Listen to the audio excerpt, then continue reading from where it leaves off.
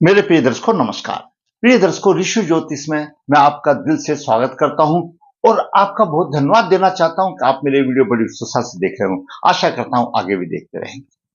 दर्शकों, मैं वास्तविक कुंडली से वीडियो बना करके आपका मार्गदर्शन करता हूं। सटीक भविष्य के लिए तो पूरा अध्ययन जरूरी है और वो वीडियो में संभव नहीं हो सकता है। फिर भी मैं आपका कुछ मार्गदर्शन करने की कोशिश करूंगा। दर्शकों, कुंडली चाहे किसी की भी हो, कुछ ना कुछ शुभ योग भी होते हैं और अशुभ योग भी होते हैं। अगर कुंडली में एक दो शुभ योग भी मिल जाए तो कुंडली बलवान हो जाती है। ऐसी कोई कुंडली मैंने आज तक नहीं देखी कि इसमें कोई अशुभ योग ना हो। कहीं ना कहीं होता है। धन मिलेगा, संतान नहीं मिलेगी या और कुछ है, यानी कहीं ना कहीं ऐसा रहता जरूर है।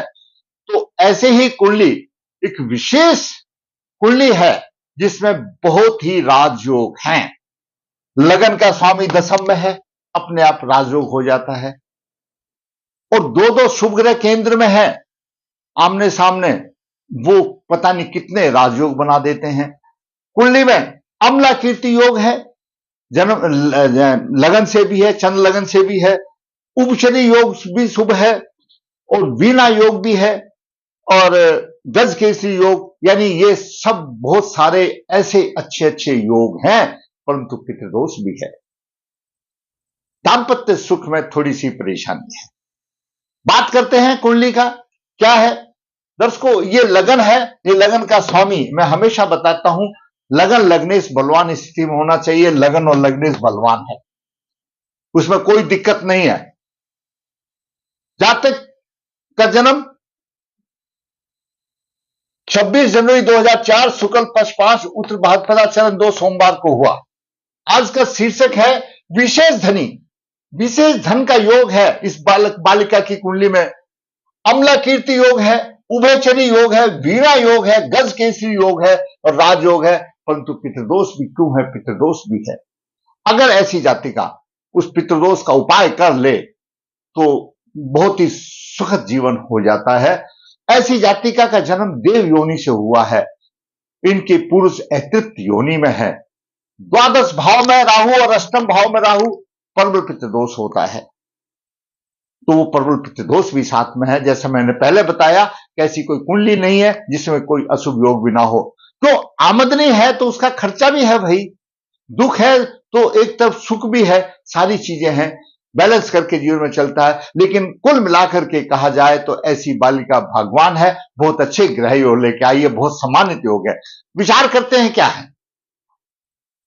बालिका का जन्म वृषभ लगन में हो, वृषभ लगन के 22 डिग्री, लग्नेश शुक्र 20 डिग्री पर है। लगन भी बलवान है और शुक्र भी बलवान और लग्नेश भी बलवान है, दोनों ही बलवान स्थिति में। द्वितीय भाव में दशमेश शनि 13 डिग्री बावन लेकर के वक्री है। चतुर्थ भाव में गुरु सिंह राशि में वक्री है, 24 डिग्री लेकर बलवान, यह भी बलवान है, शनि भी बलवान है। छठे भाव में केतु 22 डिग्री लेकर के, यह भी बलवान है। बुध अष्टम भाव में धनु राशि में, यह भी बलवान है 19 डिग्री लेकर के। और सूर्य मकर का 9 भाव में 11 डिग्री लेकर के, यह भी अपने आप में अच्छा ही है, कोई दिक्कत नहीं है।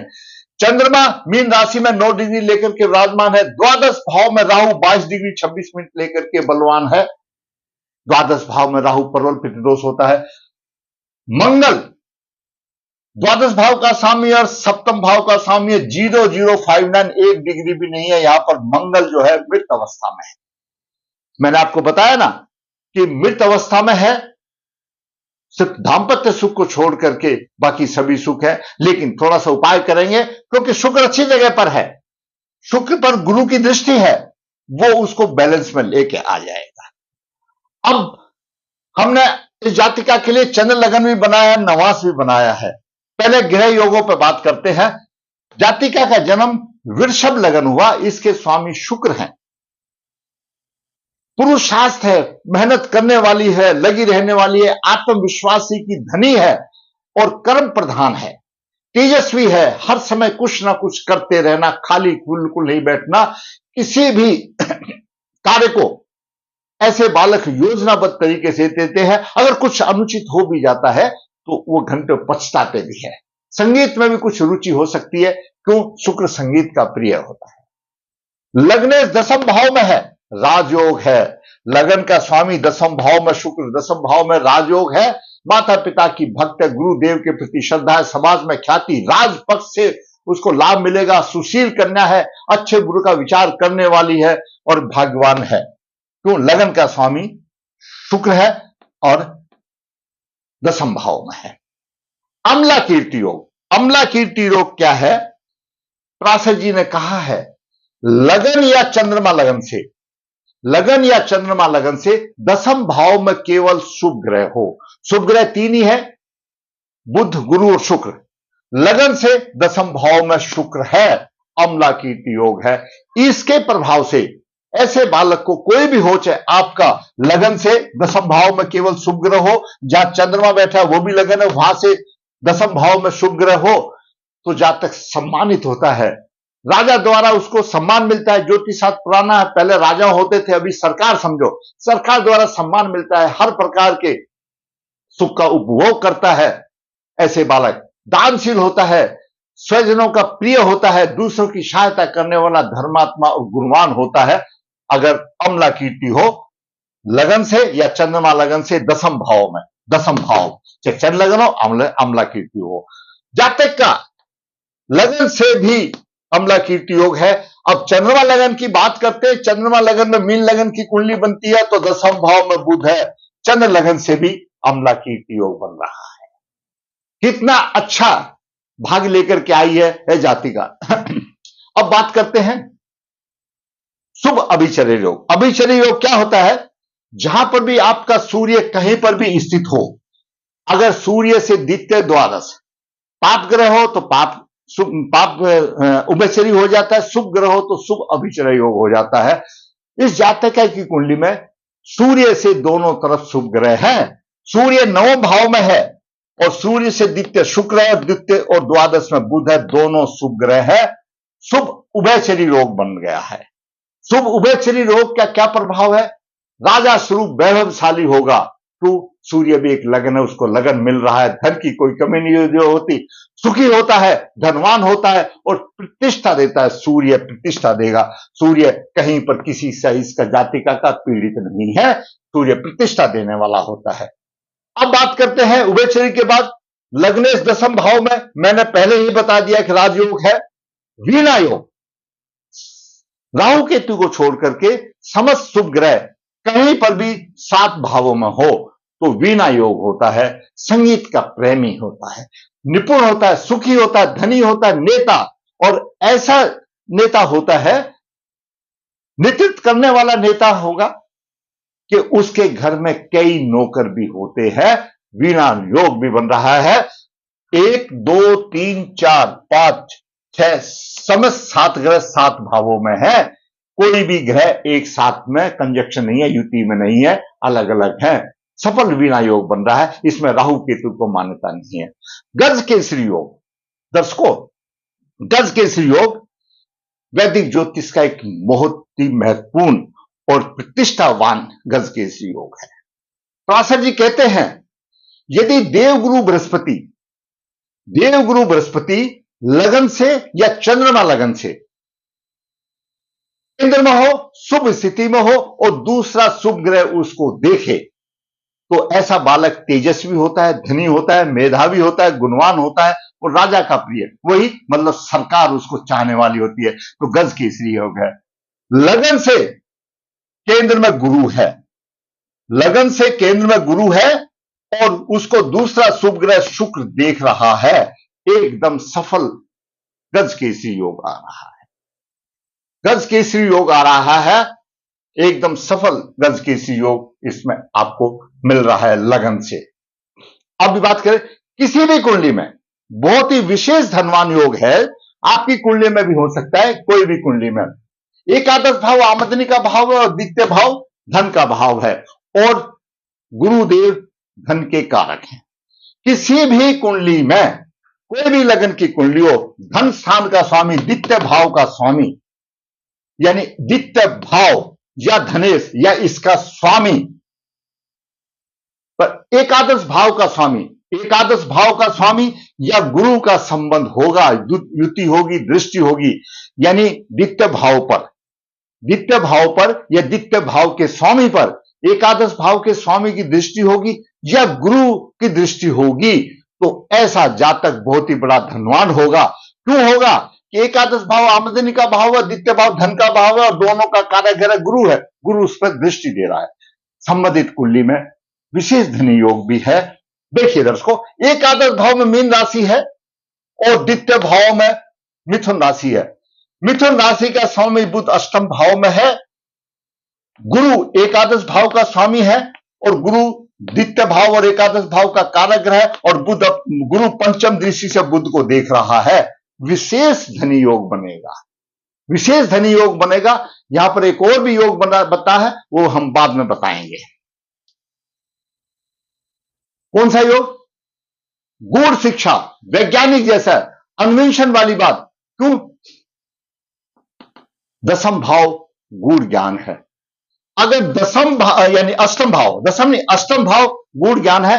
अष्टम भाव का संबंध अगर पंचम भाव से हो जाए तो ऐसा जातक गूढ़ ज्ञानी होता है। ऐसे लोग अपने शिक्षा में गूढ़ ज्ञानी होते हैं, पीएचडी लेवल के होते हैं, वैज्ञानिक माना जाता है। पंचम भाव का स्वामी बुध अष्टम भाव में है, अपने आप में हो गया। लेकिन यहीं पर भी बात न बनी, अष्टमेश गुरु की भी दृष्टि है।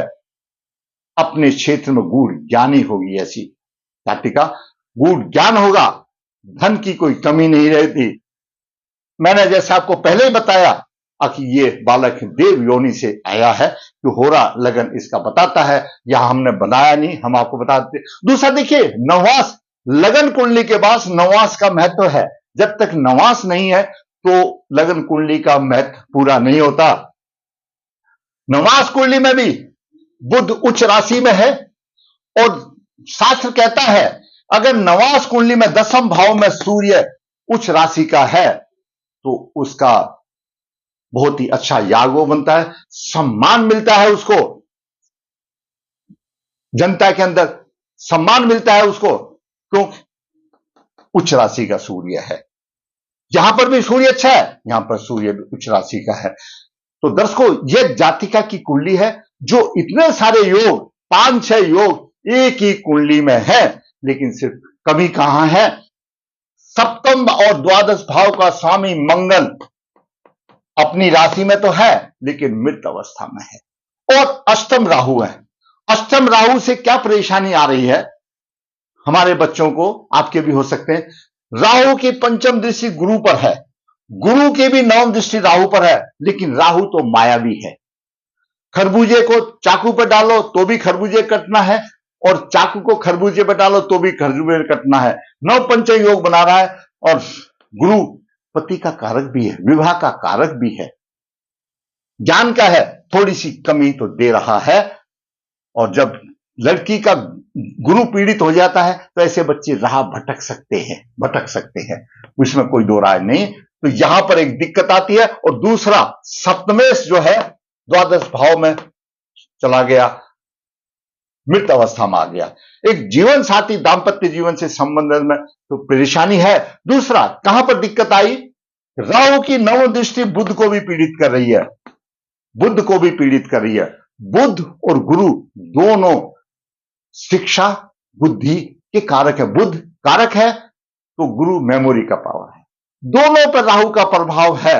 मन लगा करके ऐसी जाति का पढ़ेगी तो उसके अगर नंबर अभी मान लिया 80% आ रहे हैं तो कहीं ना कहीं बढ़ जाएंगे, अच्छी प्रतिष्ठा मिलेगी। लेकिन गुरु का राहु पर प्रभाव और यानी राहु का गुरु पर प्रभाव और राहु का बुध पर प्रभाव थोड़ा सा पीछे हटा देता है, आलसी बना देता है। अगर ऐसी जातिका के दोष निवारण किया जाए तो इसको संवारना कहते हैं। ग्रहों को बदला नहीं जा सकता, अच्छा नाम कमा सकती है। लग्नेश द्वितीय भाव में है। द्वितीय भाव में जब लग्नेश होता है तो अल्पभोजी होता है, पैसा भी कंजूसी से खर्च करता है और माता इसका बहुत ध्यान रखती है। फिर भी वो माता में ही कसूर निकालेगी, मम्मी ये नहीं किया, वो नहीं किया, वो नहीं किया। तो लग्नेश का ये प्रभाव है। नोट ए बैड, यहां पर भी अच्छा है। कुल मिलाकर के अच्छी है। सिर्फ द्वादश भाव में राहु की वजह से कुंडली पितृदोष है। अच्छा है, शुक्र उसका पीड़ित नहीं है और शुक्र पर गुरु की दृष्टि है। अकेला गुरु और शुक्र का सप्तम योग बनाना ही सभी दोषों को दूर कर देता है और लक्ष्मी के भंडारे खुल जाते हैं, क्योंकि शुक्र भी लक्ष्मी है और गुरु भी धन के देवता है। इनकी कोई कमी नहीं, सज्जनता में कोई कमी नहीं, राजयोग में कोई कमी नहीं, कमी है तो थोड़ी सी दाम्पत्य जीवन। दर्शकों, मैंने इतने सारे योग लेकर के एक कन्या का आपको वीडियो का थोड़ा सा विश्लेषण कर आपको मार्गदर्शन किया। दोष निवारण करना चाहिए। गुरु के ऊपर राहु का प्रभाव है, बुध के ऊपर राहु का प्रभाव, इनकी दोष निवारण करें, पितृदोष निवारण करें। और ऐसे जातक लड़का हो या लड़की हो, विवाह से पहले, लड़की है तो कुंभ विवाह और लड़का है तो अर्क विवाह करके फिर योग वर्ष के साथ, यानी लड़का लड़की के साथ जो भी है वो विवाह करे तो किसी हद तक दोष खत्म हो जाते हैं। अगर आपको ये मेरा वीडियो अच्छा लगा तो मैं आपसे आग्रह करूंगा, भाई आप लाइक कीजिए, शेयर कीजिए, और जिसने मेरा चैनल सब्सक्राइब नहीं किया, सब्सक्राइब कीजिए, ताकि आने वाली वीडियो भी आपका मार्गदर्शन कर सके। धन्यवाद।